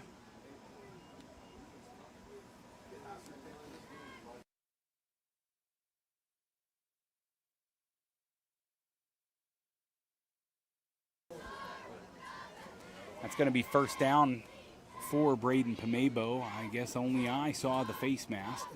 Definitely a head turner. Pamebo will thank me for catching that here from the booth. Will argue that the officials, which were twice as close, should have thrown some laundry on the field for that one. But pass completed to the outside to Madden Wisniewski, and he muscles his way for a first down, picking up about 12 on the play, the big wide receiver. Madden Wisniewski stands at probably about 6'1", 6'2". I think on the program it says 6'1", but he looks every bit of 6'2" when you stand next to him. Either I'm shrinking or he's growing. Throw away your 50-50 raffle tickets because we had to draw. But Wisniewski muscles his way for that Yellow Jacket first down along the far sideline, and that'll be first down and 10 for the Yellow Jackets with the ball spotted at the 44-yard line of the Quakers. 2 running backs in the shotgun formation. Handoff goes to Glenn, and he's going to break it to his left.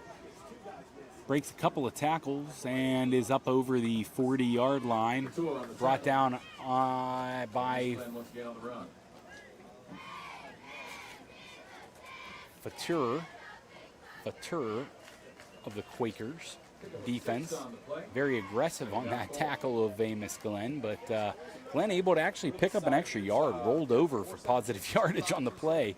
So after picking up 5, got that 6th yard by rolling over the defender, and it's going to be second down and 4 for the Yellow Jackets. Still 2 running backs on either side of the shotgun quarterback. He hands off to Glenn again, and Glenn's going to pick up first down yardage. Just chunks at a time now for these Yellow Jackets on the ground. James Glenn, once again on the run, picks up the first down for Freeport. Needed 4, picked up more.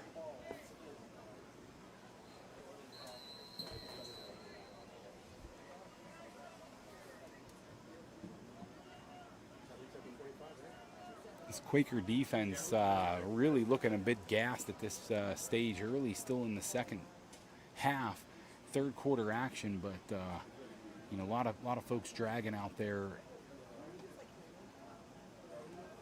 on that Quaker defense right now as the quarterback Drew Ross keeps it himself, and we've said dual threat. We mean dual threat. Hit boy can run. Picks up about 15 on the play. First down yardage for the Yellowjackets. Very close, actually into the Steffi's Country Catering red zone. I've mentioned it a few times. We've got the whistles stopping the clock. Nope, winding the clock here still. 6:21 to play here in the third quarter. Yellowjackets on offense, looking to get the play call in. Play clock is running, and we are actually down under 10 on the play clock. Ross looking for the shotgun snap. 4 on the play clock. Gets that snap, and it's, I think it was a bit of a hurried operation for the offense as there was a delay getting the play in maybe, and the shotgun snap seemed to be coming down to the wire there, and when it did, there was a bit of a muffed exchange there between Ross and Mankey on that quarterback center shotgun exchange. Ross smartly fell on the football quickly, avoids too much damage, and that'll be second down and 15 now. Ball at the 22-yard line, so back just out of that Steffi Country Catering red zone on the edge of it. Handoff goes to Amos Glenn, and he's got a couple of quick moves, bringing it back inside, and he's going to pick up the penalty yardage and get the Yellowjackets back to the original line of scrimmage. Looks like he might even be a yard beyond that original line of scrimmage. Third down and a long, well, the board says third down and 8. It looks like a long, Third down. Looks like a long 8, maybe 9 yards. Third down and 9. They update the scoreboard there, and we're in a shotgun formation with Pamebo and Glenn on either side. 2 wide receivers in the formation. Ross is going to keep it himself. He's got an option to pitch, and he does so to Amos Glenn. Glenn picks up a few yards on the play. That'll bring up 4th down. Fourth down for the Yellowjackets. Now with the ball at the 14-yard line. 14-yard line. Inside that Steffi's Country Catering red zone again. Visit him on Facebook at Terry Steffi. Ladies and gentlemen, Drew Ross still in the shotgun formation. 2 wide receivers out to his right. He moves that way and looks down the middle. Incomplete, though. Intended for Bryson Pega. Just out of reach there for the outstretched wide receiver. Be a turnover on downs. Quakers are going to take over with the ball at their own 14-yard line. Yellowjackets looking to continue their strong defensive showing here. I've given quite a bit of props and shout-outs tonight for that defensive line, but I do want to talk about that linebacking group tonight. They have been all over the field. Dawson Gaylott, Chase Flynn, Luke Sellinger, Bryson Pega. Tremendous play out of all the linebackers tonight. And number 52, Cameron Mankey with another tackle in the backfield. And just when I try and give those linebackers some props, we've got that fantastic Freeport defensive line saying, hey, wait a second. We're getting TFLs left and right here tonight. Keep talking about us, Bob. So we will. Cameron Mankey with the tackle on the play. It'll be second down and 12. On the 12-yard line is where the drive will continue for the Quakers. Bar back under center, tight formation. Bar back under center in a tight formation. 3 running backs, hands on. Nope, excuse me. Ball pitched out there to the flat. And a strong tackle by Drew Ross on the running back, Benedict, near the sideline. Very short gain, third down and about 15. Maybe a loss on the play, actually, after Ross took down the running back. Really nice aggressive tackle there by the safety coming up from his safety position. The clock continues to run here.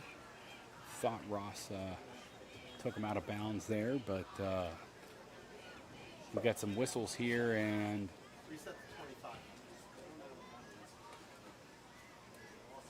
Clock operator 255, 255 on the game clock, please.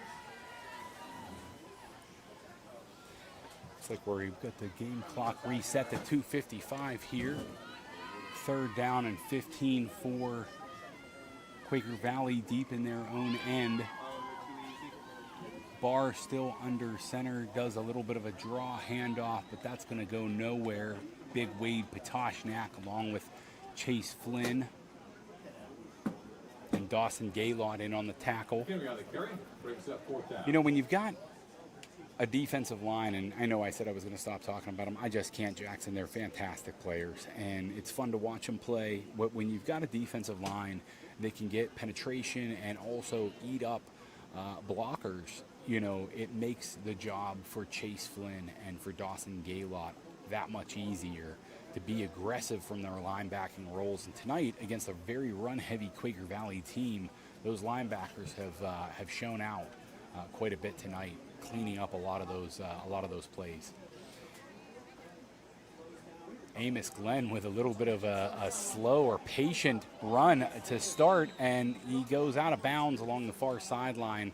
But Jackets back in the Steffi Country Catering red zone as Amos Glenn takes another return and picks up big yardage with it. Looks like Le'Veon Bell out there, just like with his delayed, patient, watching his blocks develop, waiting for the wall to develop, you know, just patiently trotting, picking up, 10, 12 yards on the punt. And that's kind of how John Gallup that's how they draw it up out there. They want to get behind that wall. Yep, wait for that wall to develop and follow your blocks is kind of the motto for their kicking team. Well, Amos Glenn certainly does that and takes the handoff inside. He's going to run between the tackles here, and he's going to pick up some nice yardage again, close to first down yardage, I do believe. Yep, we're going to move the chains, and that's going to be a first down and goal for the Yellowjackets. We got some whistles here as Quaker Valley's slow to get up on defense.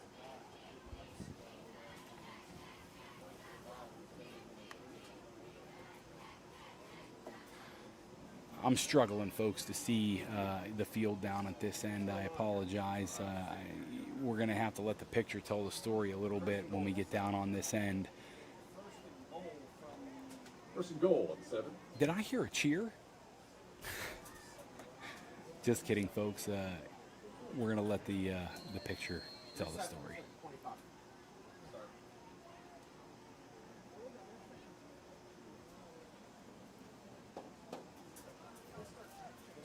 Ross in a shotgun formation. He's got a pistol behind him in Glenn. He's going to hand off to that running back, and he's going to follow some blocks. We see Ross put the arms up for the touchdown before he even crosses the goal line. He knew that was 6, and the running back is going to hit pay dirt again. Amos Glenn with another touchdown. 3 on the night for Amos Glenn, and his big season in 2025 for senior running back Amos Glenn just continues. Beautiful night. That's 34 points on the board for the Yellowjackets here in the third quarter. 1:29 to play. Our extra point sponsor for the evening is Arbor Form Tree and Landscape. Let's give them another holler at Arbor Form Tree and Landscape.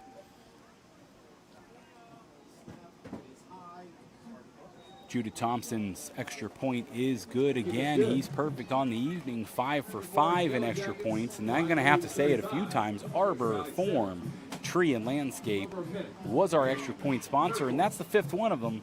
So we're going to have to say it a few more times tonight. Catch up. We're going to make them now the kickoff, the second half, 129 kickoff sponsor is Arbor Form Tree and Landscape. Make sure you give them a call, folks, for all your tree and landscape needs.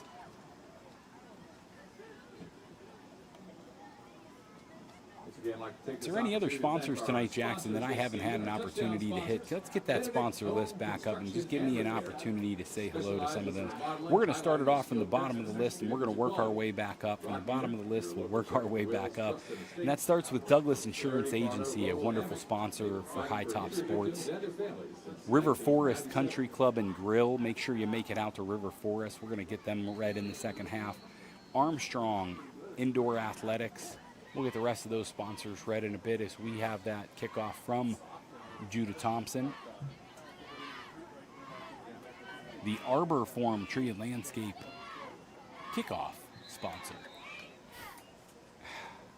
Thanks, folks, for tolerating me, just so you can watch your Yellow Jacket football. Out to the 21-yard line are the Quakers. Jacket defense is going to have a few replacements start to hit the field, I have a feeling, here with the 4-score lead deep in the third quarter. I haven't seen any of them come out there yet. Let's give a shout to that. I mean, 7 points, 13 points through now almost 11 quarters of play. The Yellow Jacket defense have given up 13 points this season. So we're going to give a shout out to every name on that Jacket defense here before the evening is out. I'm going to give a holler to Kason Barker, who I want to see make a nice tackle here on this play. I said his name and he almost had it there. Instead, though, he gets into the secondary. Drew Ross does clean up the tackle. Kason Barker with a nice chance. Nice play on that one. Forcing the run back inside, giving Ross the opportunity to clean that one up. But I've mentioned the linebacking core. I've mentioned the defensive line. Let's give a shout out to some of those guys in the secondary now too. Madden Wisniewski has played fantastic tonight from his corner position. On the opposite side of the field, Owen Niestein, fantastic both from the wide receiver and corner position tonight. And then those safeties just always giving fits to the offenses out there, both Danny King and Drew Ross. Another TFL, we're going to tackle in the backfield. Jackets are just playing football on the other side of the line of scrimmage tonight. Luke Sellinger back there, Wade Patoshnak. Cole Troutman. Cole Troutman. Name hasn't been said enough tonight. Cameron Mankey. Yeah, unsung on the Cole Troutman thing. I've shouted out this defensive line. He almost goes unmentioned. When I say defensive line, you can't even mention the Freeport defensive line without the contributions of Cole Troutman. Absolutely a fantastic player, and has been an anchor tonight, forcing his way into the backfield on multiple occasions. Almost caught offsides there, but gets back. Jumped into the neutral zone, but the ball was not snapped. And everyone but the refs kind of thinking he jumped off. Troutman able to get back onside. And that's going to stop. That's going to be the end of the third quarter there. Troutman does not draw. They are not able to draw that flag. And that will end the third quarter here. And we're going to talk about River Forest Country Club and Grill has been known for its unsurpassed walkability among Western Pennsylvania tracks, as well as its challenging target greens. This is a fantastically beautiful course, challenging. It's just a wonderful place to play golf. The management team is committed to upgrading conditions so that our golfers enjoy a consistently excellent experience on the links.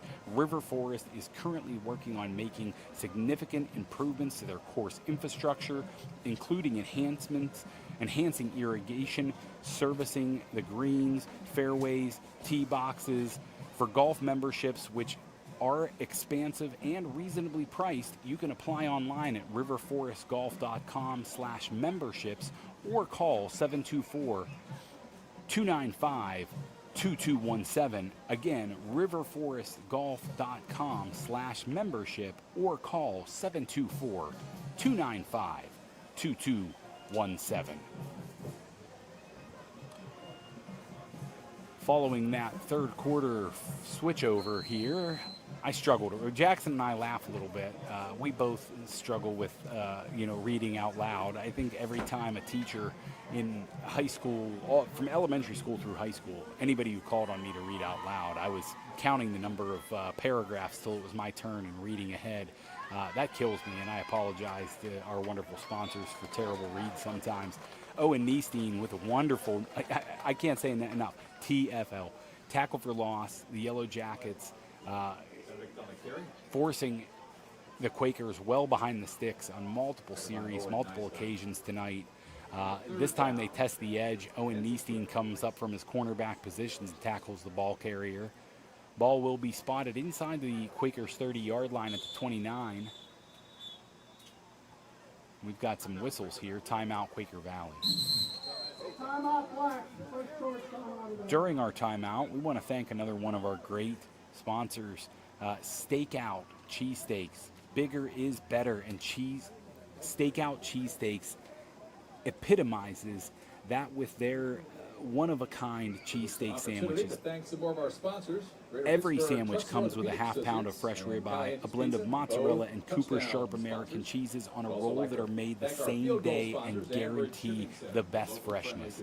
And this is the most scrumptious cheesesteak sandwich in the area. Follow Stakeout Cheesesteaks on Facebook to see where the Stakeout gang will be next. And I think I mentioned earlier, I saw them at Mingle on Main in Saxonburg. I've seen them in Katanning at the River Festival. You know, if you get an opportunity, find out where Stakeout Cheesesteaks is going to be and visit them. Just search Stakeout Cheesesteaks on Facebook to see where that gang's going to be next, and you won't want to miss it. Following the Quaker Valley timeout, it's going to be 3rd down and 16. The Quaker Valley coach is looking to draw up something special here to get the Quaker Valley offense moving in the right direction here in the second half. They've got 3 wide receivers split out to the right, 2 to their left, so they're empty set with their quarterback, Barr. He motions those wide receivers out. That bunch group is going to go a little further out there, and low snap for the quarterback, and he's got to get the eyes downfield because the pressure is coming quickly. That ball is going to fall incomplete. It's going to bring up a 4th down and 16 for the Quakers. Really nice tight coverage there by the Yellowjackets secondary. Good pressure being applied by the Jacket defense as well. They're going to send out the punting unit once again. We'll find McHenry for the Quakers back to punt, and Amos Glenn back deep for the Yellowjackets to receive. I've chastised a few teams now through 3 games for kicking it to Amos Glenn. I mean, this is no man's land for the kicking team as well. They really don't have an option at that position in the field to kick away from Amos Glenn, and he makes him pay once again, picks up over the 50. Oh my goodness. That was a brutal face mask along the near sideline. Our viewers probably saw that. That was just, a guttural reaction there. Yeah, from luckily me. that was on our side on the camera. They could see that one real well. Yeah, those of you who have been watching for most of the evening, we're without the Zoom, which would give us some of our great camera work from Jackson most evenings, and that's going to be a personal foul, 15-yard face mask penalty being called, as you all know. We could all see it here on the broadcast. So that face mask penalty spun Amos Glenn around, but he's going to stay on the field. No injuries, no harm, 1 foul. It was a 15-yarder. Ball's going to be spotted at the 28 of the Quakers. Yellowjackets are going to take over. Ross, I expect to continue from that shotgun formation, which he operates so well from. Danny King in at tight end. He's on the near side formation. Handoff goes to Amos Glenn. He's going to go between the tackles following Wade Patoshnak. Only picks up a couple there. 2nd down and about 9. Couple would be 2. 9 would mean it was 1. Yeah. So we'll say 2nd down and 9. Pickup of 1 by Amos Glenn on the run. 2nd and 9 for Freeport. Yellowjacket offense stays out on the field. Call comes in. We've got 3 wide receivers to the left side of the formation with Wisniewski solo to his right. Pass goes to Danny King and on the bubble screen, and he picks up nice yardage, fighting his way for about 13, maybe about 12, 13 yards on the play. Really nice acceleration there showed by Danny King as he picked up, saw the blockers, and just moved north and south in a hurry to pick up 12 yards very quickly with the wide receiver screen. Chase Flynn still Danny King there in at tight end or in on the line, and pass goes to King. King picks up close to 1st down yardage again, and he's fighting his way near the end zone. They're going to mark him down just shy of the goal line. Danny King fighting his way to try and get into the end zone there. Takes the ball down to the 1. That quick completion from Drew Ross to King picks up first down yardage, and it'll make it 1st and goal from the 1-yard line for the Yellowjackets. If we remember first quarter action, this is where Amos Glenn had his only misstep in the game, fumbled the ball into the end zone, came back for a touchback for Quaker Valley. Let's see if the Yellowjackets try to get touchdown number 4 to Amos Glenn, and they go with a quick pass, try and follow up that fantastic back-to-back effort on the previous 2 plays by Danny King and giving him the payoff there with the touchdown, but the ball falls incomplete. I believe it was batted at the line of scrimmage. Jackson, did you see it broken up there at the line of scrimmage? You know what, Bob? I'm not too sure. Well, Drew Ross was thrown into a quite a clustered area, on the quick pass, and I believe that ball was deflected before Danny King had an opportunity to get his hands on it. Shotgun formation, running back to the left. He's going to hand off and take that inside, close to the end zone, touchdown. Near side official raises the arm. So does the far side official agree, and we've got another 6 points on the board for the Yellowjackets. Back-to-back weeks, we're getting scores in the 40s here for the Yellowjackets. 41 points on the board so far, and Judah Thompson's going to come on for another extra point for the Arbor Form Tree and Landscape Service extra point. Nailed That's that one. right. Let's kill that Arbor Form Tree and Landscape extra point. Put it right through the uprights for us, Judah Thompson. It's perfect on the night. Was Judah perfect last week as well? I believe you. It was keep four. saying he No, wasn't. I said Saying- I said one of the first 2 games. No, I believe he missed one. Yeah, I think it was last the week, first. I guarantee you, I don't think he missed one. Yeah, maybe not. He might have been perfect last week too. Maybe I'm the one who said he missed one and he made it. Like I said, the mind gets old. Sometimes the memories don't come back so quickly there, Jackson. Let's give an opportunity to jump on to one of our other sponsors here. I want to thank Steffi's Country Catering with a nice quick read here of their Steffi's Country Catering has been voted Best of the Best Gold Award winner for catering, for Best Caterer, 3 years running by the readers of the Leader's Time. And it's no mystery why folks come far and wide to get a heaping help of Steffi's home-cooked goodness.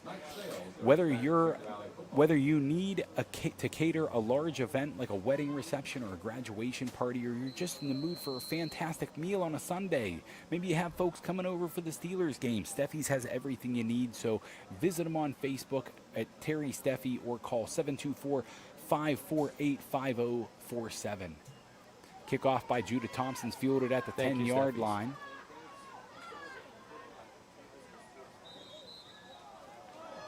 Tackled on the play by number 28. Number 28 by the Yellowjackets. And we see flags flying out there, but I want to give Paxton Senny a quick shout out on his tackle.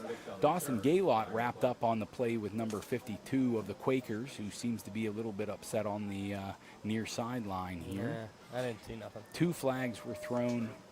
We'll have to watch that one back tomorrow. Maybe Dawson Gaylott can tell us what had them so fired up. But a little bit of extracurriculars. Put some laundry on the field here in the 4th quarter. 9:19 to play. Discussion by the officials on the field. And we're going to get the official call here. I didn't see an early indicator. They haven't really given us many early indicators tonight. But we get unsportsmanlike. And I believe that's going to be against the... Doesn't seem like a Dawson Gaylott took. Yeah, I mean, hey, it was called against the Yellowjackets there. It'll be a 15-yarder unsportsmanlike conduct called by Dawson Gaylott. Sometimes, the retaliatory person sees the penalty come their way. I'd like to hear what his what Dawson's explanation for that one might be after the game. Ball spotted at the 50-yard line. Barr under center. He drops back to pass. Pressure coming. Cole Troutman forces a bad throw there by the quarterback, Barr. Ian Neesteen close to getting to it, but a little bit too far. Yeah. Troutman had him in the grasp. He was taking the quarterback down. He was lucky to get rid of that ball. Didn't have a receiver in the area, but he was outside the tackle box at the time. So I don't think we're going to see an intentional grounding play or intentional grounding on that one, especially with Troutman having such a grasp of the quarterback. That ball could be thrown in that manner errantly. Barr back under center for Quaker Valley, and he's going to give a quick pitch here, and he's not going to find any running room as Luke Salinger and Wade Patoshnak tackle the ball carrier in the backfield. Number 9, Ty Popowich for Quaker Valley, the recipient of that TFL from Salinger and Patoshnak.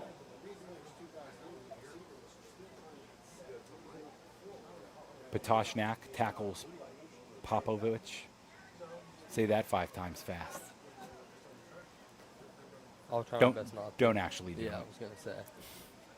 I thought he was about to start. And Quaker Valley, Barr back under center. Double handoff here. Benedict, the ball carrier, tackled quickly by Danny King. And it looks like Luke Salinger is going to get a flag, maybe an unsportsmanlike. I saw the ball carrier Benedict go down after he had been tackled. He was getting up from the ground. I don't think Salinger did it intentionally. It very seemed like an incidental contact made the ball carrier fall again. But in a chippy game like this, they're not going to take the benefit of the doubt. They don't know that Luke's a good kid and didn't mean anything by it. They're going to call the unsportsmanlike. The down does count, but we're going to have offsetting penalties. It's going to be 4th down now for Quaker Valley and 10. Ball still spotted very close to the 50. It's 49-yard line, rather. Be 4th down and 11 for Quaker Valley here. I think we're having a little bit of trouble there following what the officials had happening there, but seems to all be worked out now, and we've got the punting units out. McHenry set the punt. Glenn not on the field, back deep to return, so we've got Wisniewski stepping into that position, and we've got now a Freeport timeout.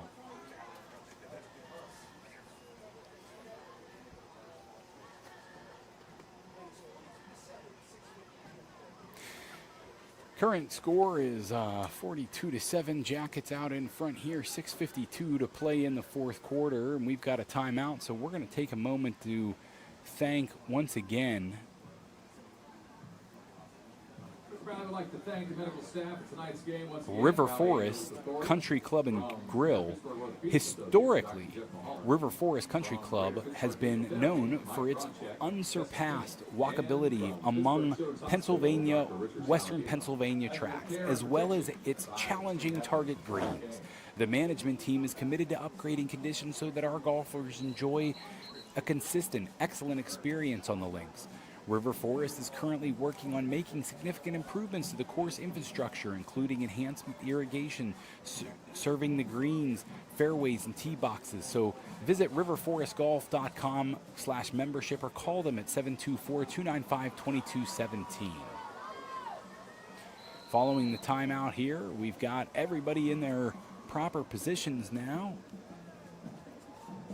But we've got Danny King back deep to return for the Yellowjackets, and we've got a fake out of McHenry. He picks up not near enough for a first down. He got out there on the outside. Oh, Troutman was eating his chops out there. He got past that block, saw the fake was coming, and I could only imagine how excited he got until he missed that tackle. Well, he might want that one back, but no harm, no foul as McHenry's unable to pick up the first down on the fake punt there. Quaker Valley pulling out all their stops here to try and get back in this game. 6:35 as the clock winds. Looks like we got some new players coming out. Yeah, we've got Luke Salinger out there at quarterback. Good sight to see.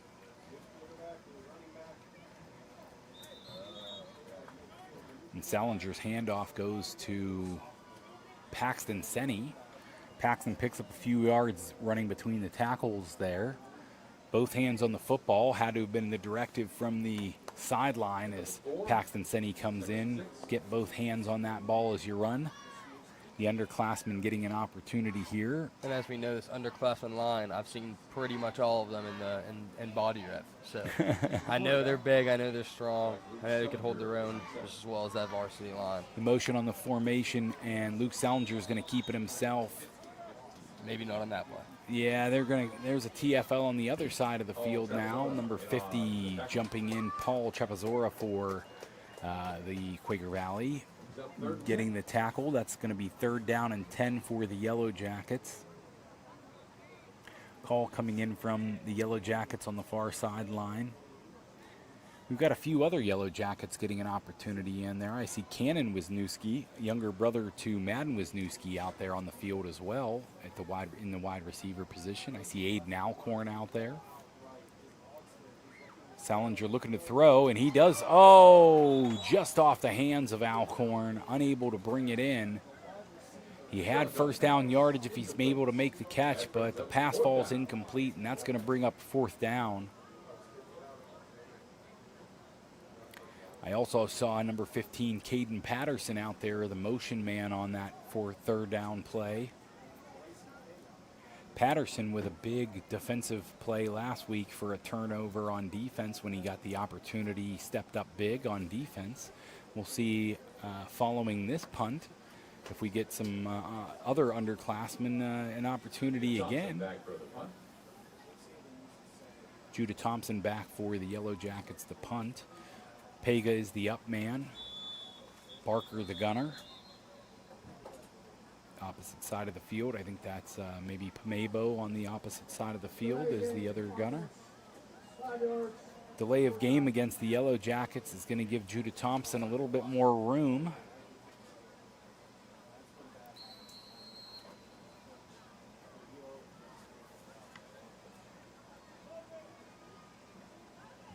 Brendan Fitzgerald back deep to receive for the Quakers. Judah Thompson on to punt, takes the high snap and is able to get the punt away. Skies that ball up in the air a little bit. Falls down right around Quaker Valley's 40-yard line. That's where it's going to be picked up by Braden Pamebo. Yellow Jacket defense is going to come back here, and we've got another timeout. Nope, just a quick whistle and a change of possession here following the punt. Thought that there might have been a timeout called there, but let's get a few more of these New Jacket defenders called out there. I think on the defensive line, I see number 65, Nick Suter.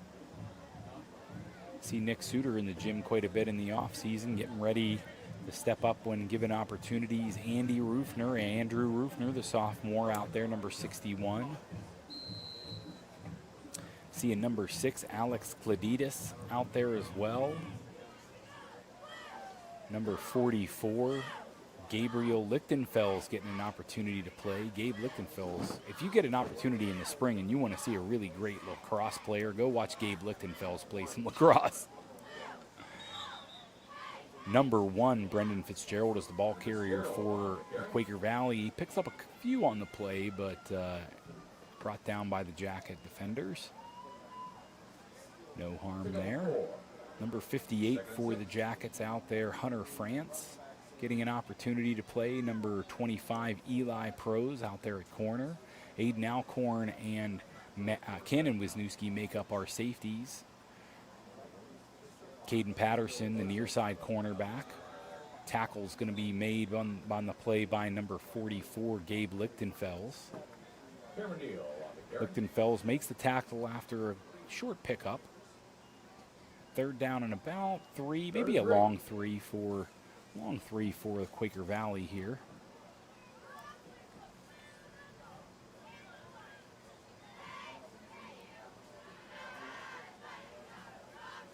Looks like we've got number 3 out there as well, Luke Longstong.